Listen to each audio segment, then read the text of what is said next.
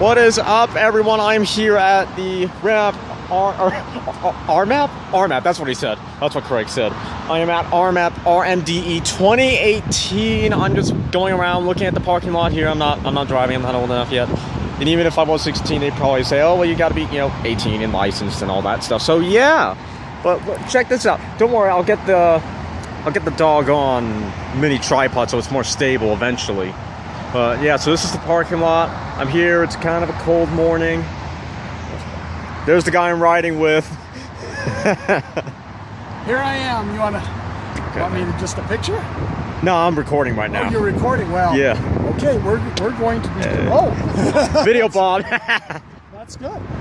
So we're going to be taking the Jeep Grand Cherokee? Is that right? For the first... I think it's the Cherokee Trailhawk. You're right. Sorry. I don't know where it is. Yep, it is the Cherokee Trailhawk for the first time out. Let's go find it. We got a Stinger. We have a MX-5 RF. We have a Volvo XC40. I think I missed it somewhere. We have an XC40. I don't know where it is. We have an All-Track, a Wrangler. We have that Ram 1500, which looks sweet. The Cherokee, Trailhawk, Subarus, Ford. Yeah. What's up? Now, look at the color of that car. Can you believe some of the reds and oranges that are coming out now? It used to be that those kind of finishes were extra. They would be really expensive. Yeah. But I think that's a gorgeous color, and it's amazing that these are no extra cost colors in most of the cases. Especially because you can get these on Optimas, Fortes, and stuff. Yeah, it's crazy the quality of the color that we can get these days. I mean, just look at this All-Track. It might as well be emerald green. I agree. That's an unusual color too. Yeah. I'm glad to see it. I mean, the Bullet makes sense, but on an All-Track? Anyway, I will see you all when we're in the car. What that would be. Okay. Okay. Well, we'll figure that out tomorrow.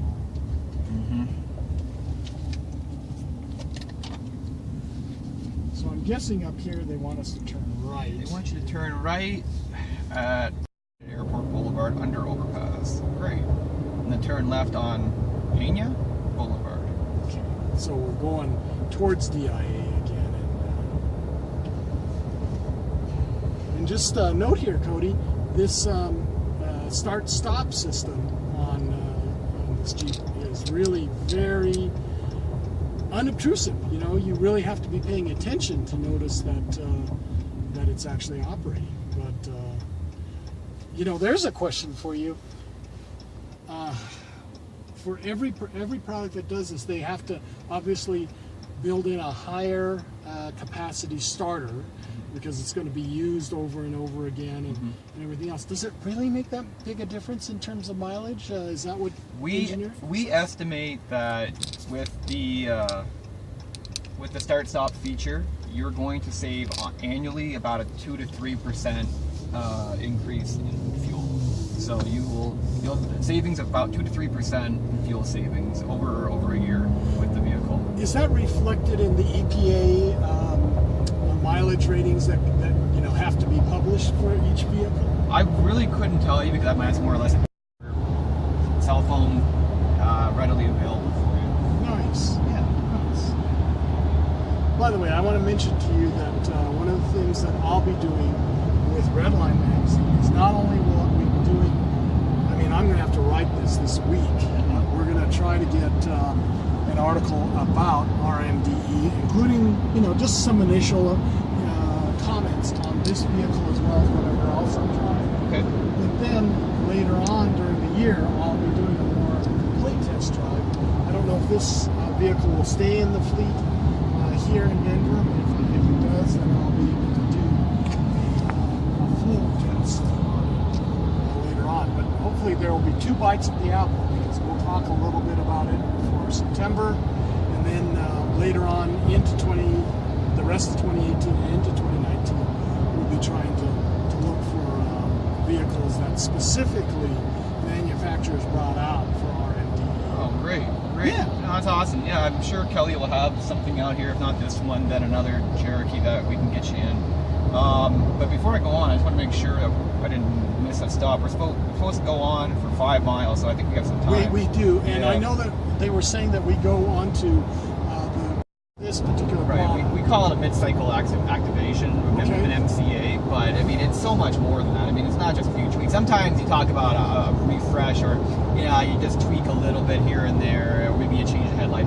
But again, this received an all-new tailgate, a new hood, a new front end, new headlamps, new engine overall. I mean, and then we also did some tweaks in the driveline as well. And for the most part, though, I mean, it's a lot. There's a lot of encompassing new changes to the vehicle. And again, one of the things too about the new engine as well. I mean, it really is. It gives you that performance of a 6-cylinder engine, but really it's the fuel economy of a 4-cylinder engine. I think we're getting about 31 mpg highway on the vehicle, and it really has performed well. And I got to tell you, even with Cherokee sales for the last month, I think we set a monthly record the last couple of months on Cherokee with this new vehicle in the market. It's really attracting consumers. I think we had over about 20,000 sales last month on the new Cherokee itself. So it really is a lovely vehicle for us right now. Well, it should be a pretty big volume producer, right, in a 2-row SUV crossover segment. So it competes against, I would assume, vehicles like the Honda, I'm blanking on that one, the mid-size CUV, the Nissan Murano.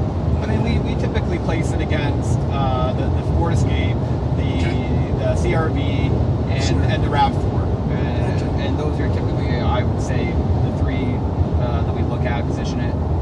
Is that right? The RAV4 is kind of more of a compact CUV, but that's what this is aimed at. Yeah. That's pretty much, I mean, the way we look at it at the market in terms of the segment for our main other guys in there with us. So, I mean, again, right now I think we're pleasantly pleased with the response so far. It really is. I see these things a lot in Michigan, and when you see it on the road with a new look on it, man, that is a good looking car. And again, also with the Trailhawk, with the additional capability, that's something that just no other manufacturer can top. I'll tell you what, you just answered my question. I was about to ask you how this compares to the Ford Edge, but you said that you typically benchmark it against the Ford Escape. So yeah, I would think that the Edge would be, again, this seems like a bigger vehicle than some of the vehicles you mentioned before. So you're actually kind of shooting for the smaller version of those vehicles. That's an interesting piece. What are the EPA ratings on this car? I believe I'd have to double check. I'd verify again. I believe we got 31. It's 31 highway, and let me just verify. I forget offhand. Brad, let me double check. You know what? I may even have it. Sometimes they even have it in the glove box. Yeah, no, I think it's the on-roading label. They might have it here. Oh, there you go. I'm sorry. Yeah, so they give it on the Trailhawk, I should say. On the Trailhawk version, in this particular one we're driving now, it's 24 highway, 18 city, and 21 combined. Okay. Trailhawk. But this one, this actually particular engine you're driving right now is our 3.2 Pentastar, though it's not the new engine, I should mention. Oh, so in this particular unit, yeah. So not the 4-main. yeah, that's the reason why I'm looking at these numbers. I'm like, that's interesting. But knowing that and just realizing that we're in the 3.2 V6, that explains that. So it's actually offered with both motors, the 3.2 V6 and the turbocharged 4. It's actually offered in 3 different engines. We have our 2.4 liter Tiger Shark engine that is available as an entry-level engine, and then you have your 3.2 engine V6 Pentastar, and also then you can move up to the 2-liter, what we describe as a premium engine, the turbo diesel. Okay. Or excuse me, the turbo engine itself, and surprisingly, with the 3.2, this engine, it gets best in class towing of 4,500 pounds. Oh. But even with the turbo engine, the 2-liter turbo, the thing still tows about 4,000 pounds with the turbo. Is that right? Yeah. Okay. So it's got probably a class 2 hitch on the, or a receiver on the back of it. And you can order, yeah, you can put that, you can order that with a towing package with the vehicle. With a towing package, yes. Just out of curiosity, does the towing package include a in-cockpit brake controller, or does it rely just mostly on you re-equipping the car? Yeah, unfortunately, there's no additional component on there. It's more or less driver. Yep. Well, that kind of makes sense. That's not its primary duty. Right. That's good to know. But you have the ability to tow, and even just like a small boat or any like a small trailer, and easily get around town with the vehicle.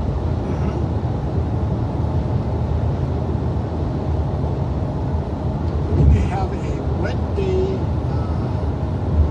going up to Estes Park today, and we'll have some good weather to drive on. Is it always in all-wheel drive, or what is it usually default to? So it does. If you leave it in auto mode, it will. It'll automatically start in front-wheel drive, and then if slippage occurs or the system dictates extra traction is needed, then it'll automatically jump into 4x4. Okay. Now with our class exclusive select terrain system here, you can set your settings for any type of environment that you're in. That's the great thing about it.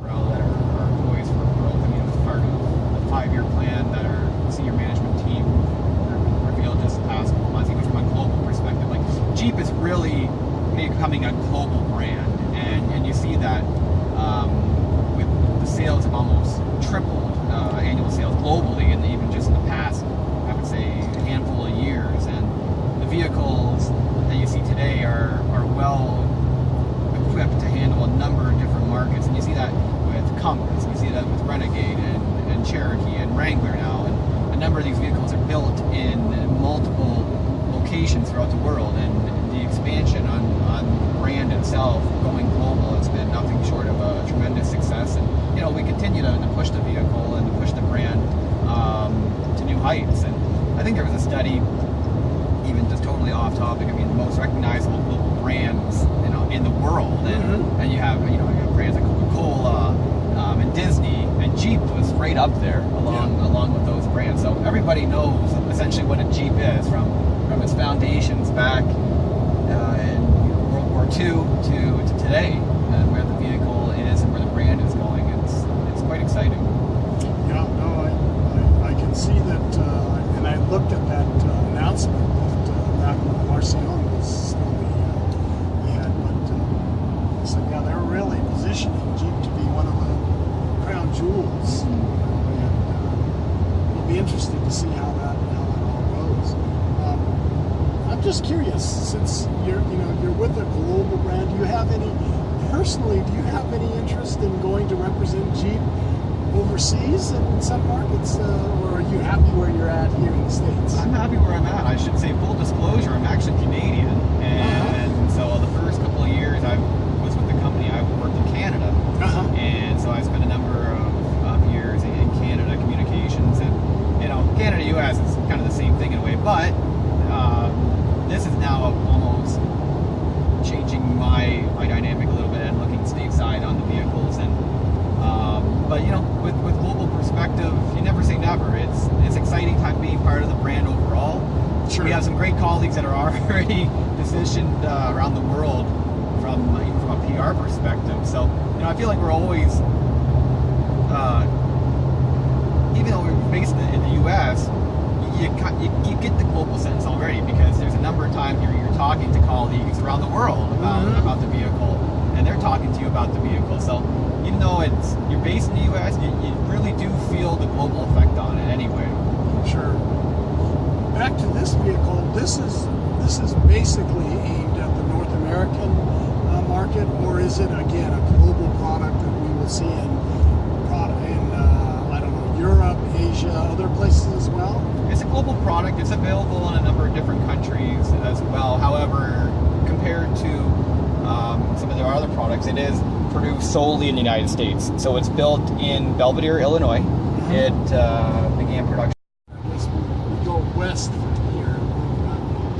Usually on a good day, you'd see the mountains over that way. Well, that's the thing. I've been here and I was asking colleagues, I'm like, so where are the mountains? Every other day that you were here, you just say, well, we know where west is, you know. Right. Today with this storm front and everything else, you're just not seeing very much yet. Might get better at 2 o'clock. Yeah, it might change a little bit later on. Yeah, I was looking at the forecast and they said it was supposed to be nice and sunny today, but And here we are, exit 232 right here. that's right. So I've got one more question before we get out of this, but I saw an article where the 2019 model year Cherokee, I think it's on a few, I don't think it's on every model, but I know it's on a few models that they're getting a flush mounted 8.4 inch touchscreen. Will the Cherokee ever get that? This is, well, what's in right now is the 8.4 inch screen. It's not flush, if that's what you're asking. Yeah. But this is actually the latest Uconnect system that we have, and it's not on probably for a particular reason. I'm not too sure why they didn't put it on. But, yeah. The thing about this is it's such a great system, too. The Uconnect system is so easy to work. It's so intuitive. I would say I'll go on record. I mean, I think it's the best infotainment system on the market today in terms of ease and ability. And this, again, is the latest generation we have with Apple CarPlay. Android Auto is now included in the vehicle. I think it's 232. And does it say which side? Turn right on the Highway 8 right. Summit Road. But this vehicle has the latest Uconnect system in it right now. Although our Ram 1500, which you'll see at some point, has actually a 12-inch monstrous. I did see that at the auto show. It's crazy. It's crazy. It's when you have a chance to get in that is something special too.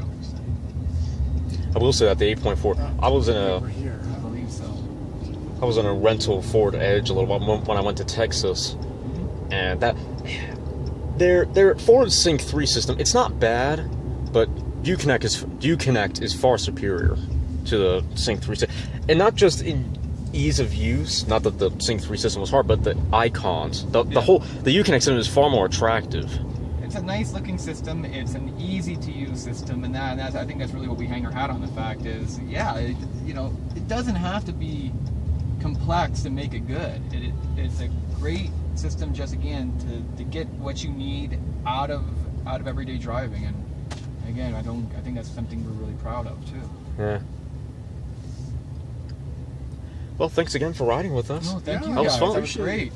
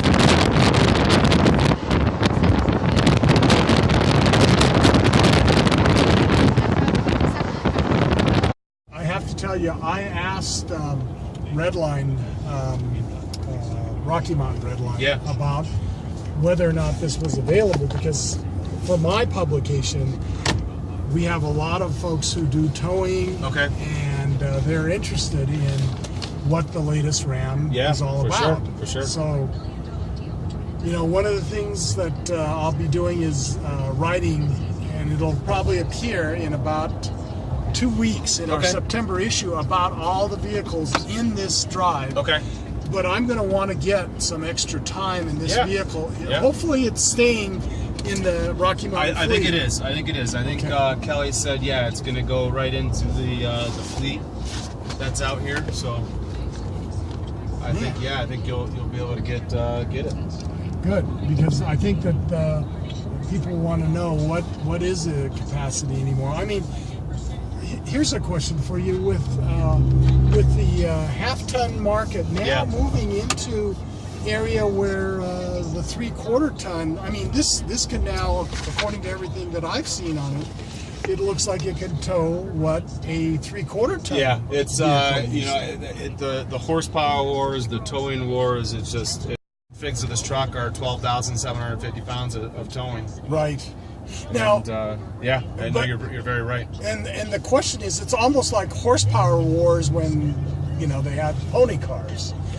Everyone wants to, no one wants to show their hand. Everyone, knows that trucks are based on specs and numbers, and that's why, like, even for us, we fight to make sure we have a lot of information in the clusters and things like that, because guys and gals that tow and want to know everything that's happening about their truck, right? They're real specific on numbers, so it's very true. That market is one where you have folks who moved in their form, which is, can I tow my 24-foot enclosed trailer? Yes. Yeah, I'm sure you can with this. How about air springs and the tow package with this? So this has you're driving the one that's got the air suspension. Okay.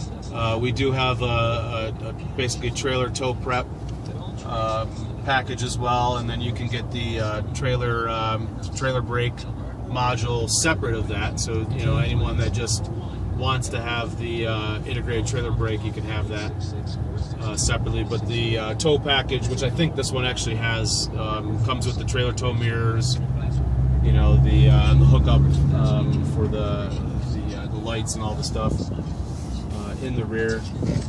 And is the brake, the trailer brake, integrated into the system? Yeah, so you basically lower left of that screen, there's the switches are right there for, that. Right here. Yep. Okay, gotcha.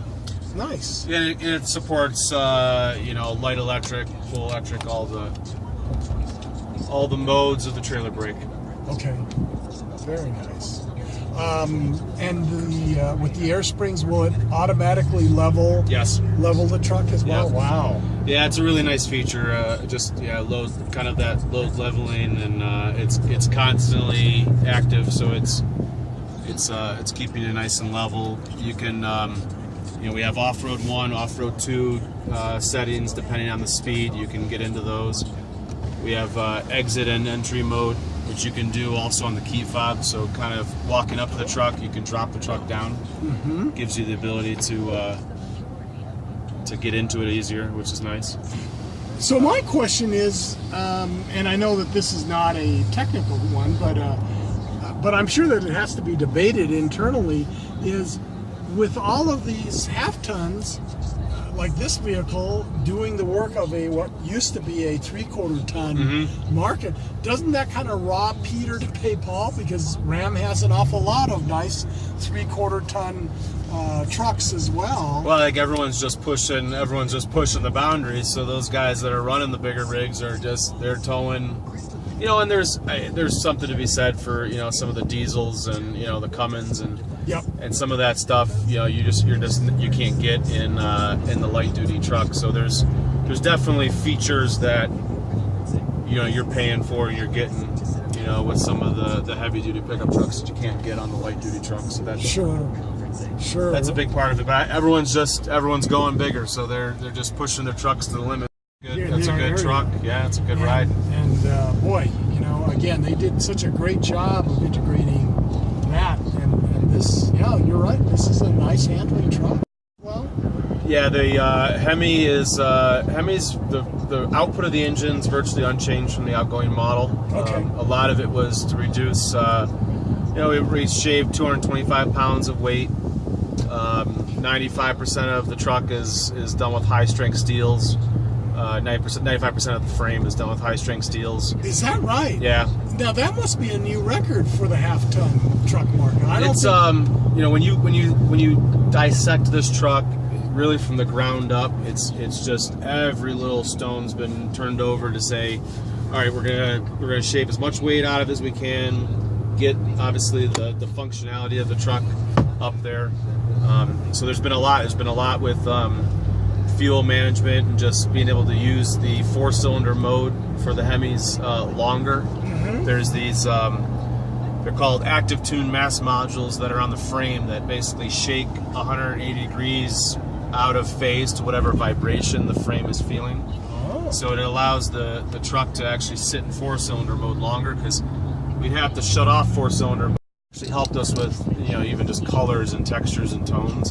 Yeah. And so you'll see like a tradesman work level truck. It's got, you know, paint that's a little bit more of a grit feel to it. It can kind of take the abuse in places. You know, you won't find, you know, a lot of, you know, you're not going to find leather and some of the stuff that, you know, on a job site could easily get, you know, ripped up or anything like that. And so that's, you know, fleet usage is high for tradesmen. But then you step up to like a Bighorn, that's our heart of the market. It's the majority of the trucks we sell is a Bighorn. So we wanted that one to be, you know, traditionally outfitted, you know, with nice materials, soft touch points. It's got cloth seats, but you'll see that that's actually got the most colors for the interior. So we offer, you know, some grays, some browns, some all black interiors, so that really there's something even within Bighorn for everyone. And then you step up to like a Rebel from there, which is completely opposite, right? Rebel, yeah. Off-road feel to it. Exterior wise, it's very unique. Powder coated steel bumpers. Just really sets it off. On the interior, we kind of strike it with some of the red accents. We have red anodized accents on the interior. Yeah, they're gorgeous. Cloth seats with sort of the tire tread inserts in it, which is cool. Then you go to our Laramie. Laramie's like sort of our, besides Bighorn, our other, you know, high runner, high seller. Yeah, but we did things like we added suede inserts to like the door panels and some of the seat inserts, which is cool, just to add a little bit of attention to detail. And then you really get to the Longhorns and the Limiteds, and you know, Longhorn for us, obviously ranch type of feel to it, warm tones for the colors. I love saying, you know, for me, that it's like you wake up on a ranch in the morning and the smells and the colors that you see, that's what we wanted to have in this truck. Yeah. So warm tones, the coppery kind of accents, and then just even some of the details you see on the dash there with the little filigree detail in the bright work. Yeah. Kind of like tooled into it. The seats have that detail as well. Barn wood on the wood itself is nice. You know, you feel the cut marks. That actually is a real branding on the glove box door, the logo there. So that's a real hot iron that someone's going in and basically branding, which is cool. So each truck's a little bit unique in that sense. Yeah. And then you step up to a Limited. Limited's top of the line. It's sort of a tuxedo on wheels. Yeah. In that sense, silver accent striping to the wood, pinstriping details with the embroidery on the seats, and just, you know, seats are 100% leather, so there's not an ounce of vinyl on the seat. You know, it's 360 degrees around that seat. It's leather, and you open the door and you get, you know, you feel the smells. You see you get the sense of smells from the leather, which is really awesome. So you stack those 6 trim levels up to each other. I mean, someone coming into a Ram dealer should be able to find a truck for them. Yeah. And they hopefully will leave happy. Yeah. Sounds like just an awful lot of research. I'm just struck by how nice touch points are. Yeah, it's important. You know, I mean, you got to be mindful of making sure you're not driving the cost up so high. So it's, you know, we're making sure right where you're touching, your elbows are at, your knees are at, you know, wrapped soft places as much as possible, and it's important for us. And I love working on interiors. We take pride in it. It's like, I often say, it's like 100 products all kind of working together on an interior, and so each one has their story, right? Each little part of the interior has their story, has their battle that they fought, and in the end, hopefully it sings and speaks well to the people buying the truck. Well, I'm impressed you really can talk to the product planning side of RAM as well. That's yeah, I mean, we do a lot of one-on-one, just customer interaction, seeing how they use their trucks, and very passionate people. You know, I think for any, I guess, any of the vehicle segments out there, truck owners, they're very tribal in that sense. They very much like their brands. Yep. You know, and I think that's they're all about their trucks, and so it's tough to get people to jump, right? To get people to jump from a competitor to another Sure. one, and I think for me, the interiors are a long way in making that happen, just because you're once you've seen the flash on the outside and you're drawn into it, and you get past obviously the towing and hauling numbers, you're living inside this truck, right? Long drives, and it's got to feel comfortable to you. Very true. Very true. Well, trucks have changed an awful lot over, I don't know, the last decade. Oh yeah. That's been surprising. Crew cabs. The term crew cab was basically just a little extra space in the back, and Yeah. now it's you got more space than some SUVs and stuff. And it's, Very true. yeah, it was trucks were single cab, large bed, simple. That was it, right? My first truck was a Dakota, but once you have trucks, you're so inclined that you feel like you want to still have them. It's hard to not have a truck after you've owned one for a while. Yeah, that's very true. Gotta ask, since again, RAM is now a part of a global brand with FCA. Are there any other markets besides the North American market where the 1500 will be sold? Within, at least within North America, I mean, it's Mexico's a big area. Obviously we're building our heavy duty trucks down there, and it's a big market that we look at. Canada's a big market for our trucks.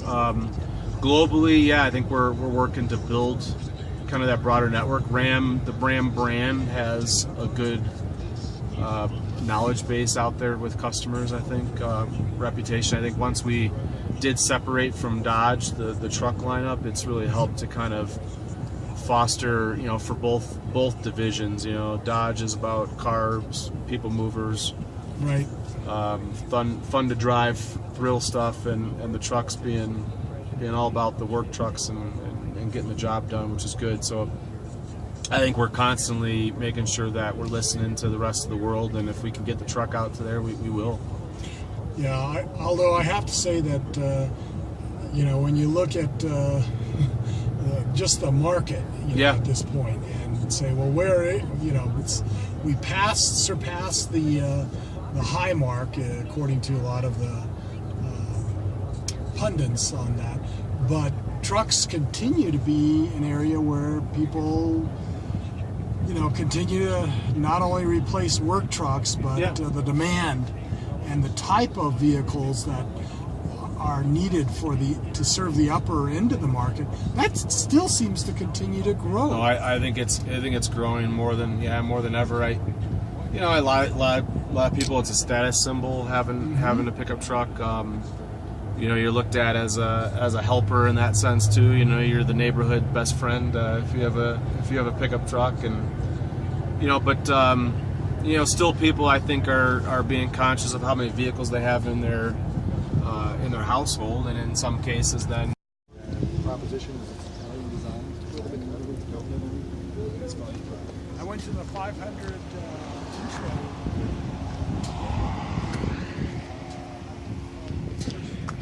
Motion sick.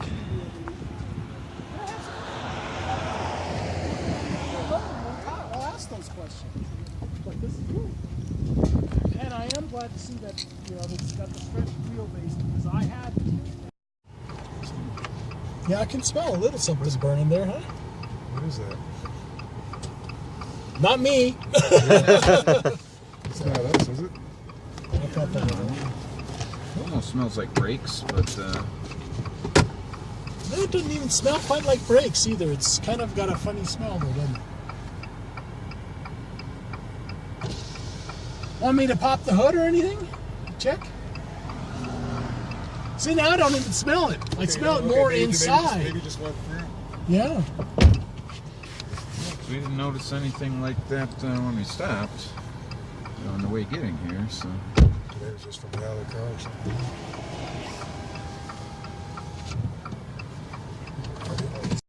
One. Well, it's okay. I wonder if that's 36. It doesn't. We just did that one there. So we come around yeah, because this should take us to the hotel. here. Keep our eyes open. Well, I got a hat. I mean, you probably saw it. I didn't talk about it. Reason why I didn't talk about it, I just didn't think to talk about it. So I'm here. Wow, you can't even see me. Okay, I'm here in Estes Park. This is not the Estes Park I thought it would be. I guess because the other place that we went to a little while ago. Okay, I learned a little while ago that's Breckenridge. That wasn't Estes Park. This is Estes Park. So just look at this. Some of me would love to live here, honestly. But the other part of me is like, oh, it's so far away from everything. I can't. No, can't do that. Yeah, it's crazy out here because hotel, Stanley Hotel. So yeah, but crazy. So the drive. You'll see some of it. You will absolutely see some of it. Sorry if I wasn't talking much. I was letting David do his thing. I did comment. I made a few comments on a few vehicles. We still have a few vehicles to go, but yeah, this is crazy though out here. Like I said, I love because this is the houses out here are my style of houses. These sort of alpine in the ridge house. That's my style of house. But the problem is that you can only get houses like these out here in the absolute open nowhereness. So yeah, but the drive was beautiful, utterly beautiful. All stages really. But yeah, I'd love to do the drive myself. Definitely got to bring Dad up here because this is insane. This is crazy. And just an event like this with an atmosphere like this just makes it all the better. So, like I said, unfortunately, also I want to make a point. That Ram. Okay, I rode in the Mercedes. You will not have seen much of that because there was so much wind noise. It wouldn't have been enjoyable. I mean, you'll see a little bit in photos. Okay, that Ram, and I kid you not, that has less plastic in that entire. That is less plastic in the interior than that Mercedes, and it's cheaper. That Ram is cheaper than that Mercedes that's behind me somewhere. That's insane. I don't know when Dodge, Fiat are going to jump to Rams. I don't even know when Jeep are going to jump to Rams level, but that has got to be a sign of things to come.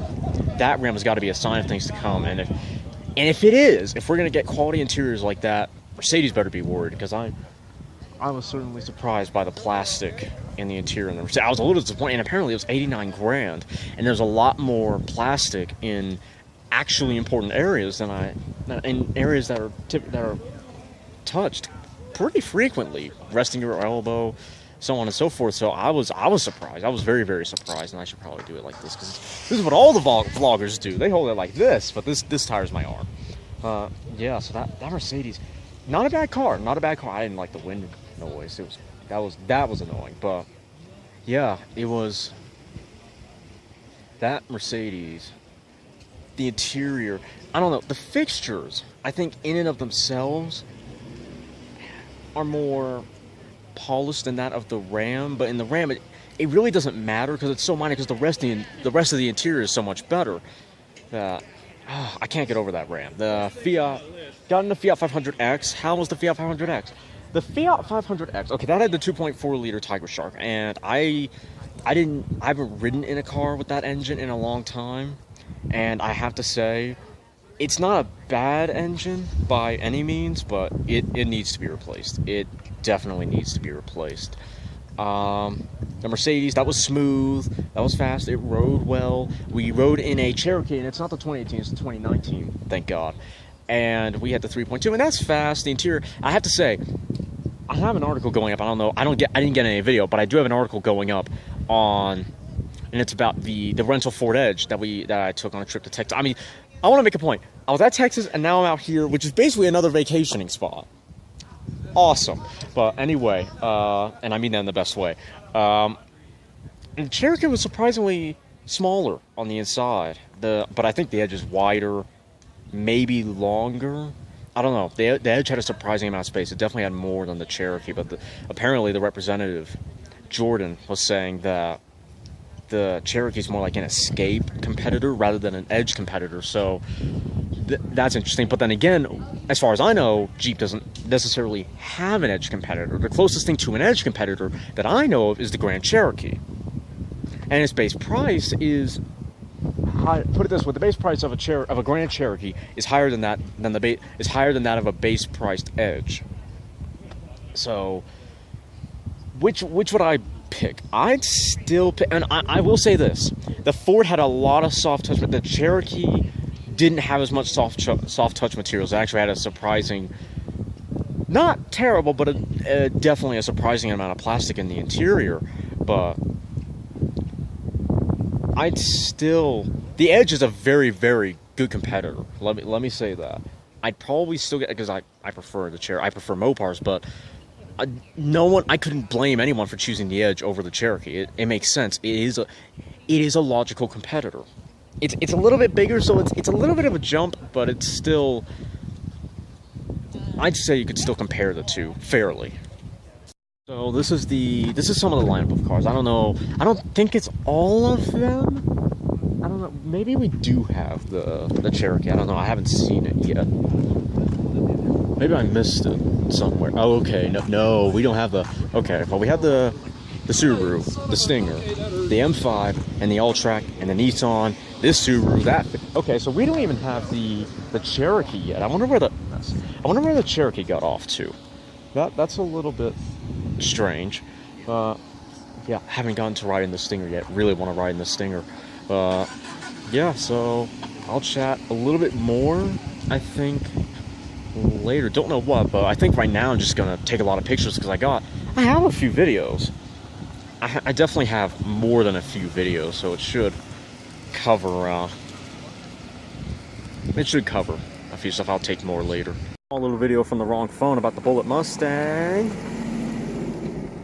and it's So I graduated from Cleveland Institute of Art back in 2003 and started right at FCA. Very fortunate to be there. So this is, let's get into the truck. So from my background interior-wise, I'm going to take you guys as much through the exterior and the interior, a little bit of maybe engineering played out through, but this truck has so much into it, so don't be afraid to obviously ask the questions. If I can't answer them, we'll find a way to get that. So out of that hit, and I think even though we've softened a little bit of that, and for many reasons, I feel that the exterior design still has a little bit of harkening back to that drop fender flare to it, and I think in general all the other stuff we've cosmetically done to the truck has just been to improve technology, efficiency, just durability of the vehicle. At the end of the day, it's a pickup truck, so it might look the most handsome thing for inside and outside, but it's really got to function still as a pickup truck. So functionally speaking, we've done some new things. So the truck sits on a 95% high-strength steel frame, which really is at the heart of this pickup truck's redesign. It's really ground up. So from the get-go, we basically turned over every stone under this truck to really get in there and say, can we do it better? Are we the best we can do right now? If not, let's do it better. And so that started with the frame. We've also actually stretched the crew cab, updated our headlamps and tail lamps. This is riding with our full LED headlamps, full LED fog lamps. This also has AFS, which basically gives you that turning. As you're turning, the lamps are turning with you. It has a full gamut of safety features. So up in this area up here, it's called our Ray Cam, sort of our collection of all the safety bits. So it's got the radar, the LiDAR, a lot of those elements are all up in there. So advanced braking features, adaptive cruise control, lane keep assist. All the latest and greatest technologies have been baked into the truck. Also some things maybe you don't see. We have active grille shutters, which are inside the truck, which speak to efficiency.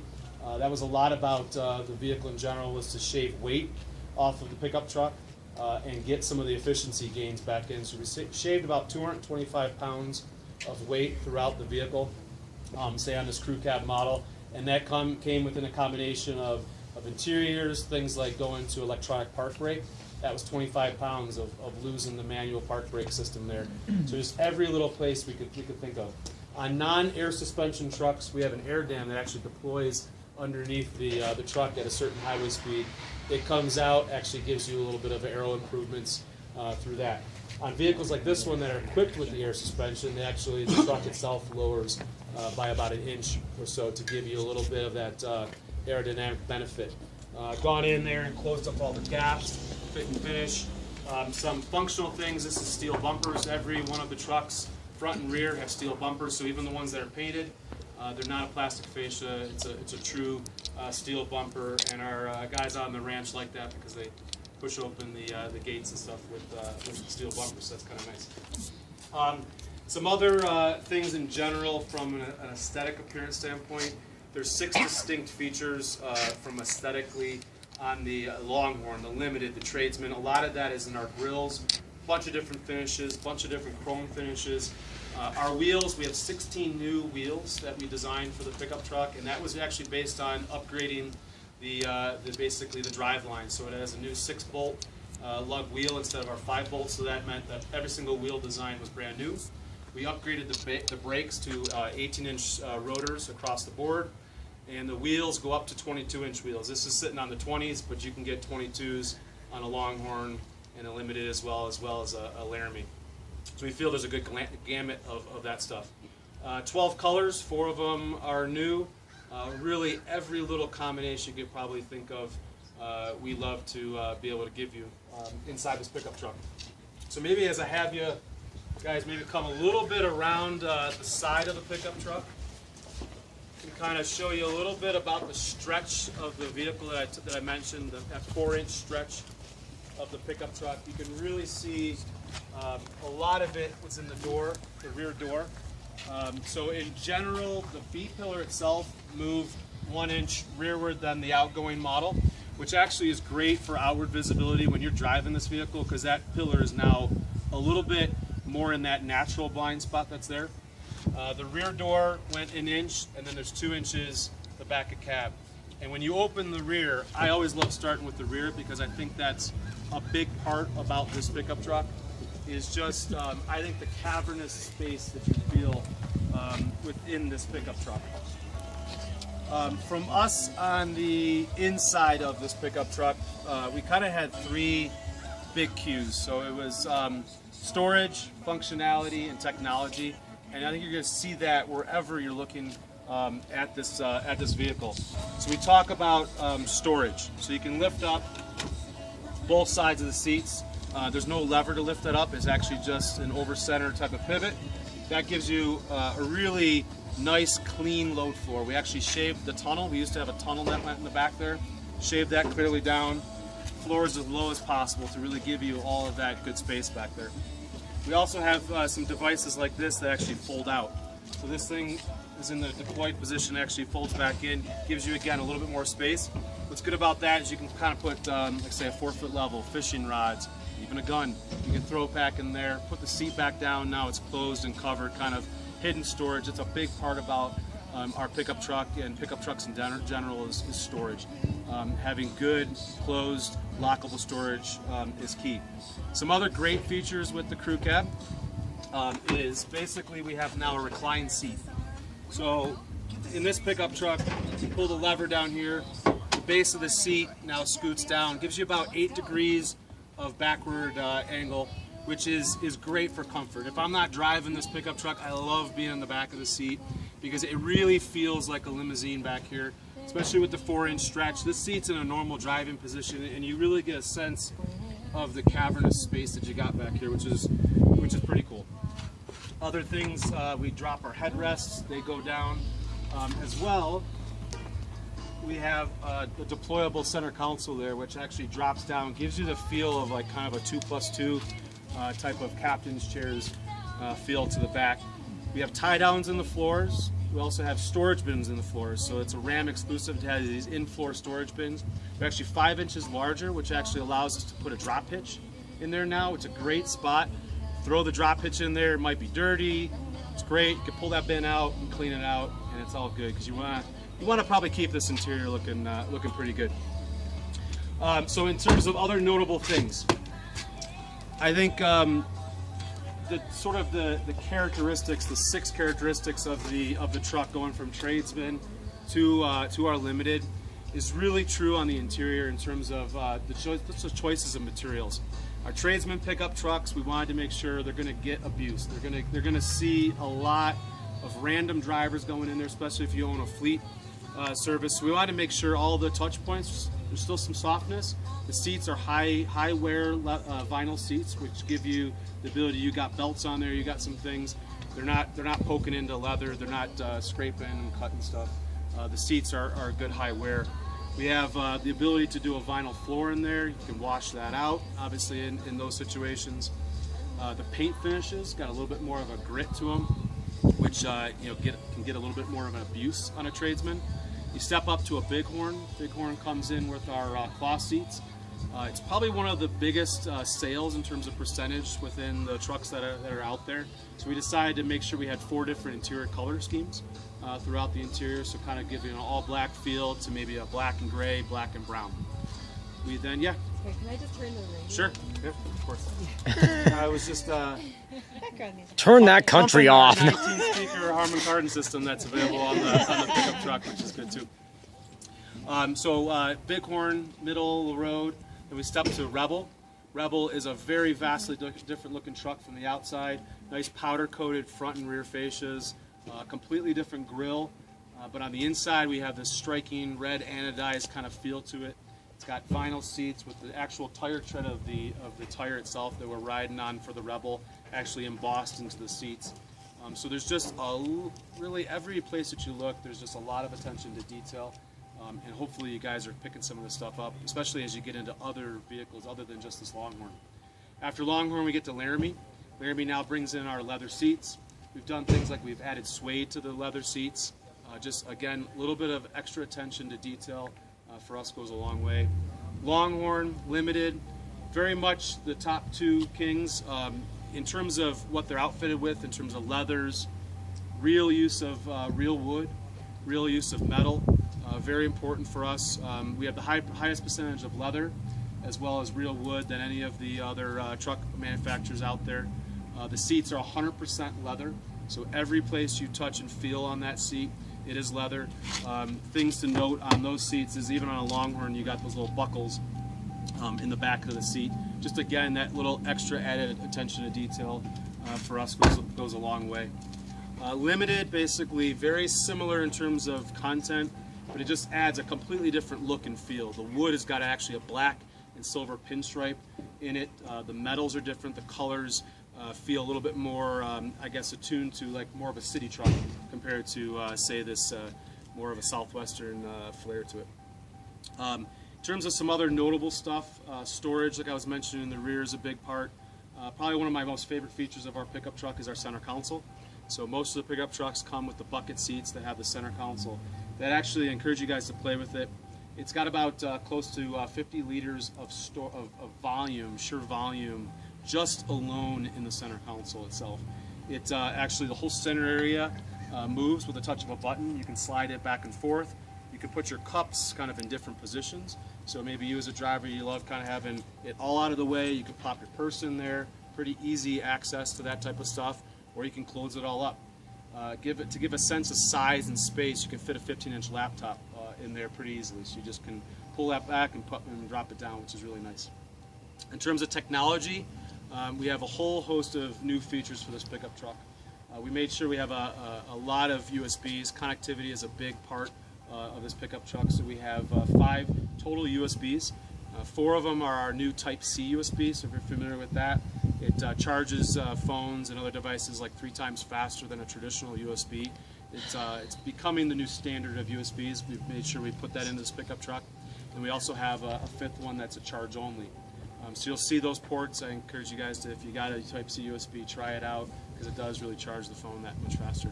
The other cool features, we have our wireless charger. So up in that center console, we actually have a nice phone rest. So it's a really specific spot to put your devices when you get in the vehicle. I hate getting into a vehicle and having to kind of use a cup holder in order to put your phone there. And that's a really nice spot to put your phone. And to the left side, on certain models, we have our wireless charger. So now, as more phones become wireless compatible, like Apple has now become, you're able to put your phone in that area and now charge it, as well as it's displayed. So it's in a good line of sight. You're not distracted in that sense. Probably one of the biggest technology things, which it's no secret, it's our 12-inch Uconnect screen. Probably one of the biggest features that was talked about right away. I encourage you guys to get in there and really try it out. There's a feature in there which maybe isn't known to that many people. It's part of SiriusXM's new 360L system, which we are the only manufacturer, and this is the only vehicle with an FCA that has that feature. And it's basically, think of it as on-demand for your mobile listening experience.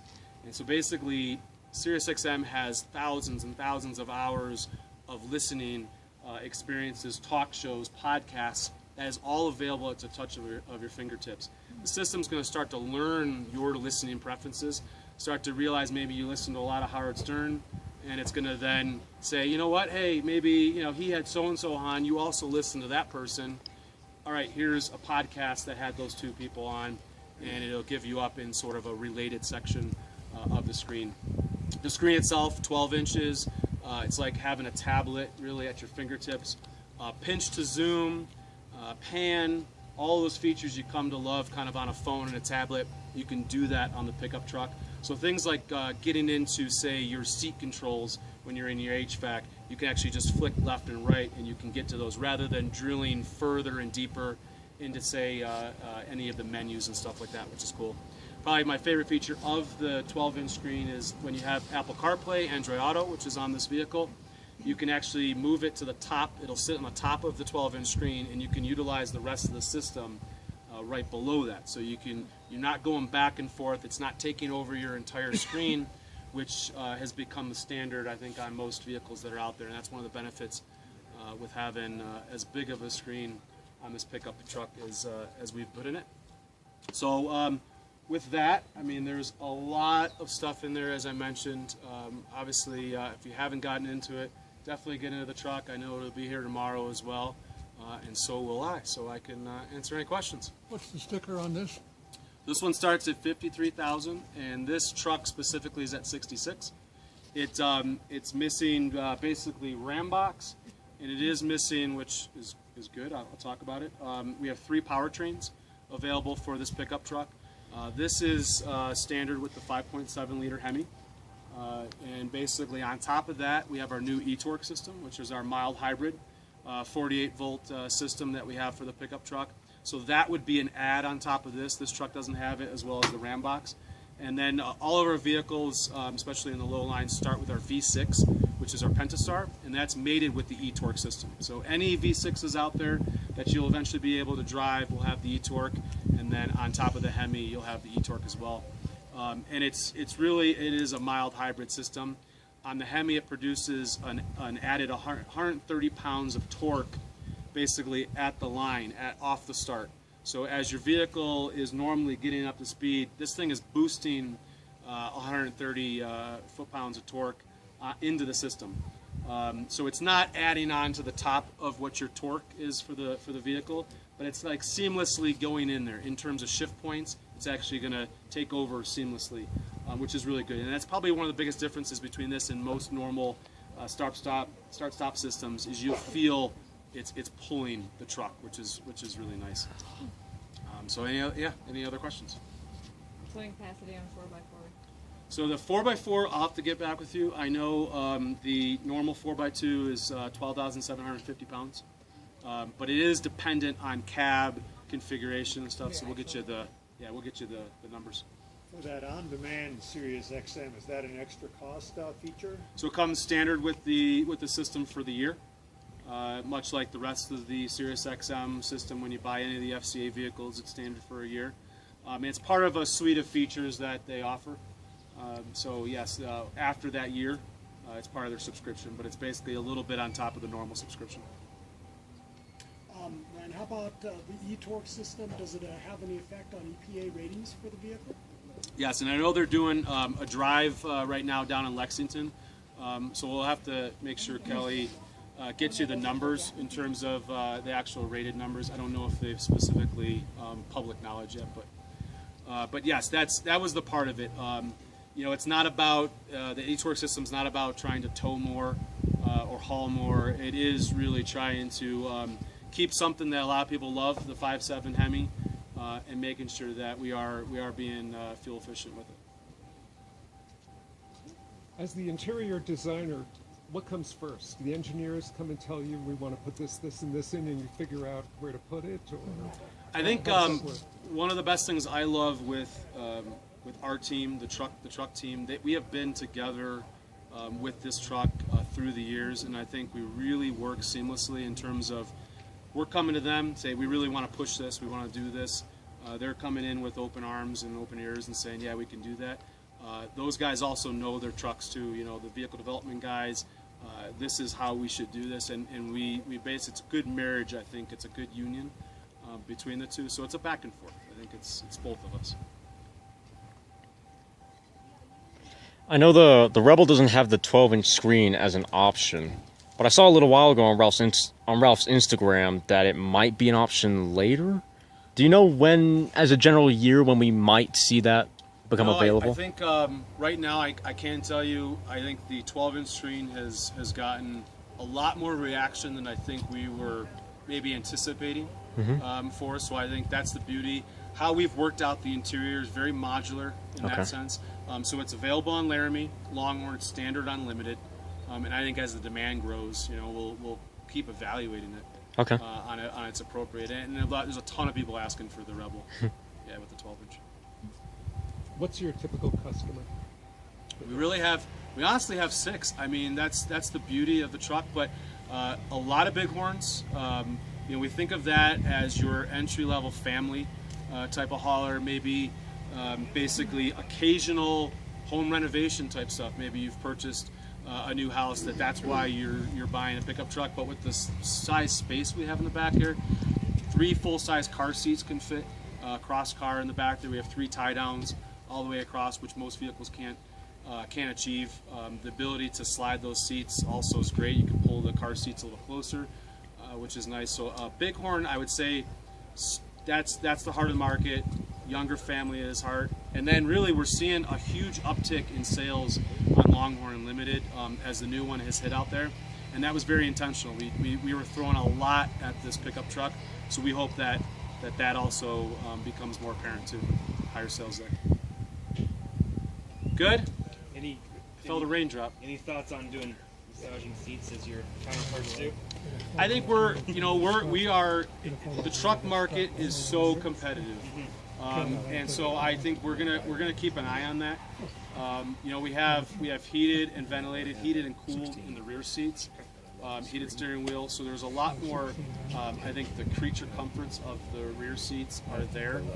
I think obviously if the demand is there for the massaging seats, we will find a way to get it in. That's not going to stop us. But I think what we bring to the table is the uniqueness at the level of this vehicle, that you really feel these vehicles are designed for you specifically, especially like things like the Longhorn Unlimited, just the attention to detail is there. So hopefully that stuff speaks to a customer more, and we'll get there with massaging seats.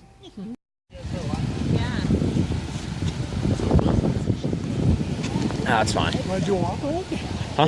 You want to do a Yeah. this is what we're taking next. Okay. I'll go around here and then I'll walk around that. Okay. Sorry. Pacific Hybrid. It's the S package. Ralph would like that. Check it out! And then we got the 500X. We got the Wrangler Rubicon. We have the Cherokee Trailhawk 2019. And okay, yeah, it's raining. It's raining. This is bad. I'll tell you what, that's just not. I forgot to even look at the Titan. I can look at it later, but that's not as good looking as the 1500 in my mind. Put on a photo.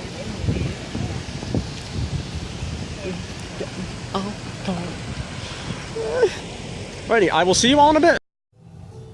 Russell, we're glad to have you come to RMDE. I know we've had you here a couple times, but I don't remember you being able to ride with us back and forth. And No, the last time I was here was the year before last, up at the whatever that ranch was in Loveland. Yeah, Devil's Thumb. Yeah, yeah, that was very nice over there. But no, didn't get a chance, unfortunately, to ride with. So. Oh, this is great. Last new car in our product refresh is the S60. It's going to be, that was announced earlier this year, and it will be built in our factory in South Carolina, and it'll be on sale later this year in October, actually. So. In October? Yep. Where do you have any idea where it'll debut as a production model? You mean sales-wise? Yeah.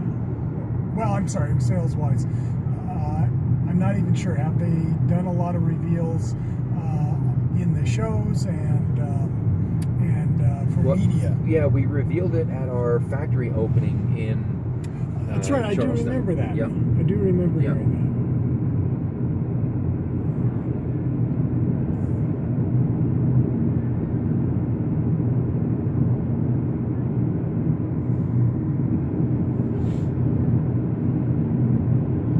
So Russell, I thought I had turned everything off on the windshield wiper since we obviously don't need them, but obviously I'm not doing everything. It should be off now.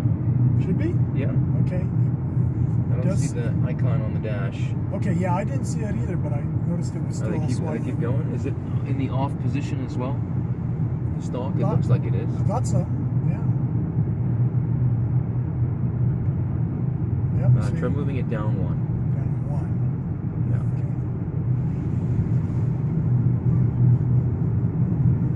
Maybe that was it.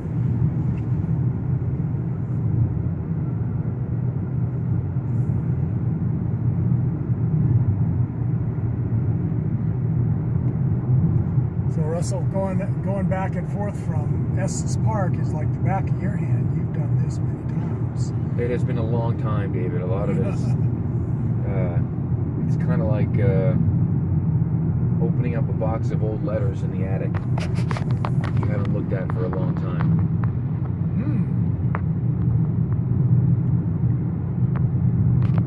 Well, I was going to say, this is one drive that I don't think, after I've been driving this so many years, I'd say, well, this hasn't changed that much. Although there are more people who are moving up here. Yeah. And of course, with wildfires and things like that, the resulting problems. You might be interested to know that a lot of people in Boulder are now beginning to move into Longmont. Yeah. Because Longmont is, right next door on the diagonal highway, and of course the land values to put up a new, big, beautiful home are a whole lot more affordable than what they'd be in Boulder. Yeah. So, that doesn't surprise me.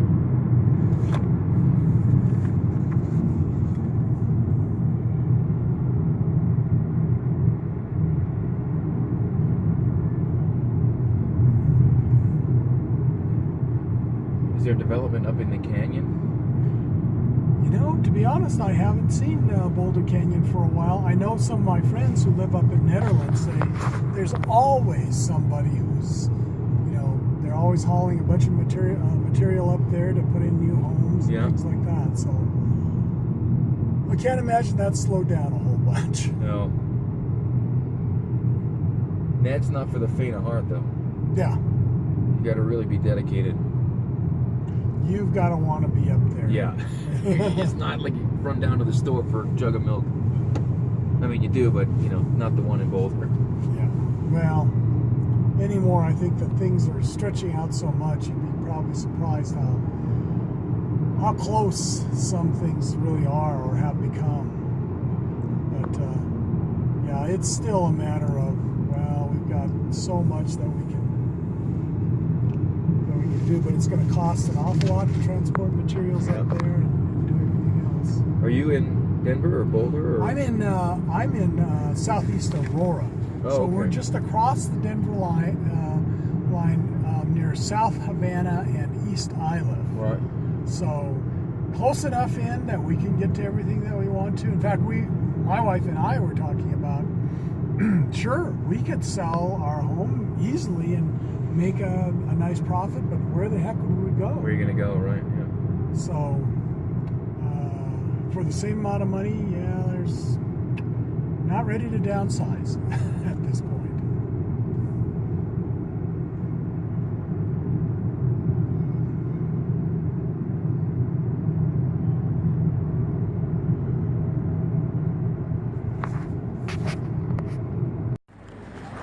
Short little video of one of the stopping points right here at God knows where, just out in the open.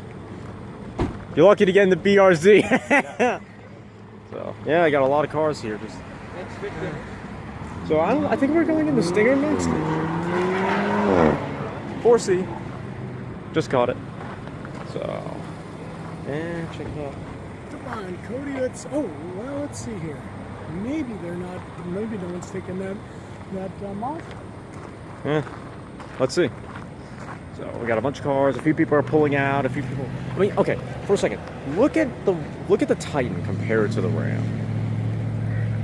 The Ram is, in my mind, is so much better looking. Anyway, I gotta go. Be back in a minute.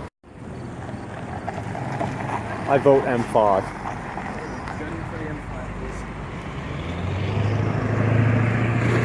Woo!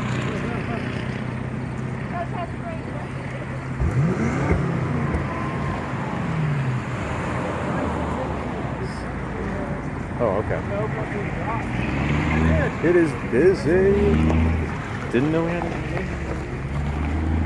Forgot about the ascent. Is this her second time in the Bullet? Have you driven this yet? That's why we're waiting. Nope. We were in fourth gear, so here's sixth, and we're cruising at 1500 RPM, doing barely 55. Wow.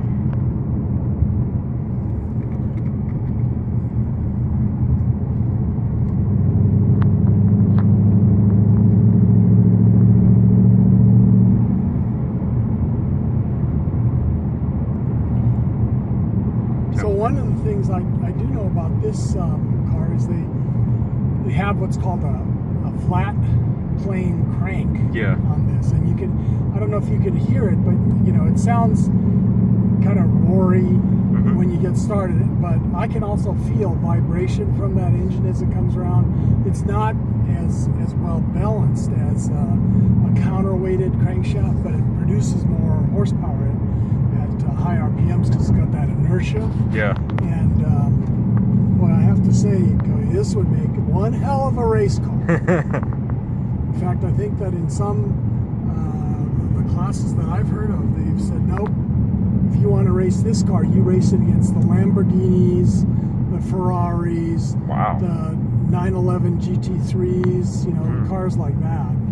Is that for the GT350Rs and stuff? No, that's actually for any of the newer Mustangs that have come out. I mean, they're not going to be competitive in those classifications, but people can start to race them, and as they get used to seeing how that particular car runs and what the speed potential is, they'll put them into another class, probably a class lower, and they'll put a lot of weight, and maybe even choke the motor down a little bit so that they don't have quite the advantage that they do. Or you can keep racing it against the Ferraris and Lamborghinis and Corvettes and everything else, and have fun that way.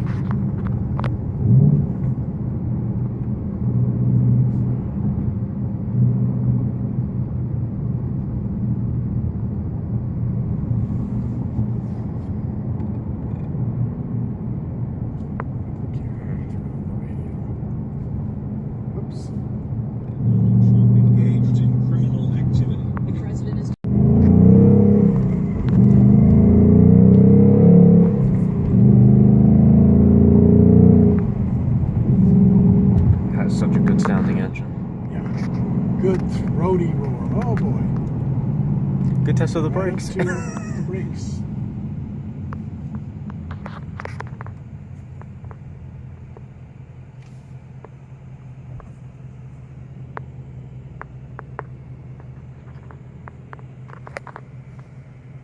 I'll tell you what, when I was riding in the ACR, and it might have been because the track was recently paved, but it wasn't that uncomfortable. The one thing I did find though is that all the talk about the sills being hot is absolutely true. My knee just brushed the sill, and I'm like, okay, not doing that again. That was hot. It'll be, like I say, race cars, they get hot. And they get hot real fast. And, that's a car that really does Heat up very quickly. It's going to be kind of a no compromises sort of car. Yeah. Which is kind of what I like in a sports/supercar. Yep. So, but I absolutely get the appeal of this Challenger, Camaro, that sort of thing. In your opinion, what do you like in the pony car class? What's your favorite? I don't know. I myself prefer a little. I like power, but I also like my cars to have a good balance of handling as well. So the Mustang and Camaro probably eclipse the Challenger, but I do prefer the Challenger to both of them. So I don't know. My thinking would be you could probably make the Challenger handle well enough to keep up with both of them, and that would be, I mean, through aftermarket mods and stuff like suspension. You know, you'd have to change that car around so much. Yeah. I mean, the Challenger, surprisingly, when we've had a chance to drive these cars at the racetrack, the Challenger really does feel like a muscle car. It's got a lot of horsepower, but it really did not handle very well at all. The Charger, surprisingly, was a better handling car. And getting to a vehicle like the Camaro had been a step down. Now with the newer variants like the LT1s and the performance variants, maybe that's not true anymore. But I still have to say I always have a soft spot in my heart for Mustangs. And I know that they may not be, well, I guess depending on how you equip them, they may or may not be the fastest, but man, do they look good. And if they're not the fastest, they're going to be awful close. Yeah. But you're right, for what we're doing today, this is at least gives you an idea about what it would be like as a cruiser. And again, not the smoothest motor around. This motor wants to get up and run at high RPMs. And what are we doing? We're cruising it at 1500 RPM. Yeah, but that's the reason why you buy a car like this in the first place is because it can do this and that. An old saying, someone used to, Steve Millen, if you've ever heard of him, race car driver from New Zealand, said, people like to have the big shotgun handy, but they rarely use it. Yeah. They just want to know that they have it if they need it. And that could go for engines or transmissions or even a set of sticky tires. People love to know that they've got the performance there, but will they use it all the time? Probably not. No. But I have to also say that there's some cars like this one, I have to say, that would be kind of a waste if it always lived most of its life at between 1500 and 3000 RPM, never got to a racetrack where it could really show what it could do. What do you think of this dash, Cody, with a bar type LED going across? It's funny because normally I don't like completely digital displays like that because it's just a screen. They don't dress it up. I mean, I know most people are like, well, why would you want to? I'm like, well, make it a bit flashier. Like the Lexus LFA where the screen actually moves when you start. That's cool. but with the way, I don't know if it's because this is a bullet Mustang, but I know in other I think in other Mustangs it sort of curves around and then, yeah. And I like that. That's pretty cool. That's a lesser version of that, which is still cool. I really like how it comes around and then gets to the rev limiter. That's cool. I think that what they're trying to do here is the original speedometer on this was like this. It had, you know, dials that went across, but of course they didn't know what a liquid crystal display was like back in the day. But this looks like an updated version of it. It's pretty cool. Yeah. I know a lot of people I think modified paired to a single electrically variable transmission. It gets 33 miles of all electric range before switching over into hybrid mode. It gets 84 miles per gallon equivalent when it's in that all electric range, then 32 miles per gallon when it's in hybrid mode, and a 566 mile total range. So with the limited range that we have, will I be able, I mean, it certainly felt strong coming off that little stop there.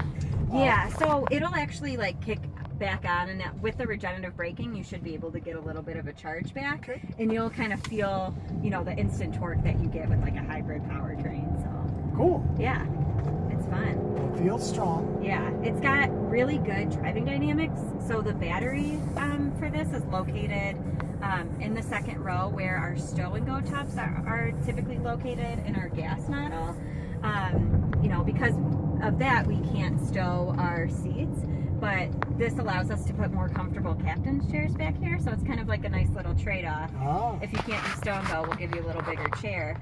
And you can still remove these chairs, you can still stow the back, so if you need a completely flat surface back here, you'll be all set. Cool. Yeah.